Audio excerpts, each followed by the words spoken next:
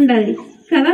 అట్లా మనము ధ్యానం చేసుకుంటా పోయిన కొద్దీ మనం ఎవరము, ఎక్కడి నుండి వచ్చినాము, ఎందుకు మరి ఇలా ఉన్నాము, మన జన్మ ఎందుకు ఇలా ఉన్నది, అట్లా కొంచెం కొంచెం మనం తెలుసుకుంటాం.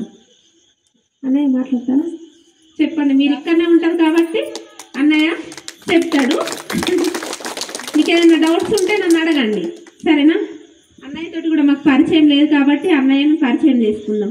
తెలుసుకోలేరు, అందుకోసమనే వాళ్ళు స్వాధ్యాయకు రాలేరు. మీరు ఇంకా ఎక్కువ జ్ఞానం తెలుసుకున్నారు కాబట్టి స్వాధ్యాయ అమ్మ స్వాధ్యాయులు తెలుసుకున్నారు కదా, ఇంకొక మెట్టు తెలుసుకోండి అని చెప్పేసి మనకు ధ్యానాన్ని పరిచయం చేసిండు పితామహ పత్రిజీ. ఈ ధ్యానం అంటే ఏంది మరి?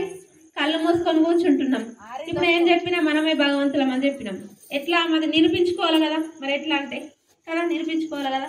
ఈ సృష్టి పుట్టినప్పుడు ఎవరు? బ్రహ్మ విష్ణు మహేశ్వరులు సృష్టి చేసిందని అంటాం కదా. చేసిన తర్వాత ఎవరెవరిని పుట్టించిండు?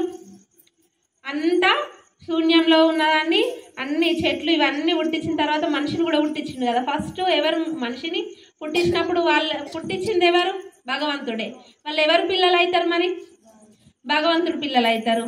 ఇప్పుడు మన పిల్లల్ని ఏమంటారు? నా పిల్లలని అంటాం. మరి ఫస్ట్ స్టార్టింగ్ నుంచి మనం లెక్క లెక్క లెక్క పెట్టుకుంటూ పోతే మనం ఎవరి పిల్లలం అవుతాం? మరి మన లోపల ఎవరు ఉంటారు?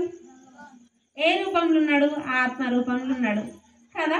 మనం ఇన్ని రోజులు ఏం చేసినామంటే దేవుడు అంటే గుడిలోనే ఉన్నాడు, అక్కడ పోతేనే ఇది చేస్తాడని అనుకుంటుంటాం మనం కదా. మన లోపల ఉన్నాడని తెలియదు. ఎట్లా తెలుసుకుంటావు? ధ్యానం చేసి తెలుసుకుంటావు.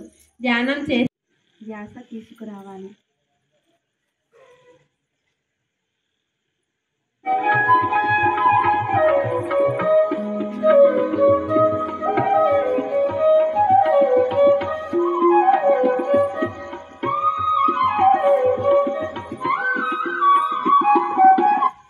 మన శరీరానికి ఆహారం, మరి మన ఆత్మకు ధ్యానం అవసరం.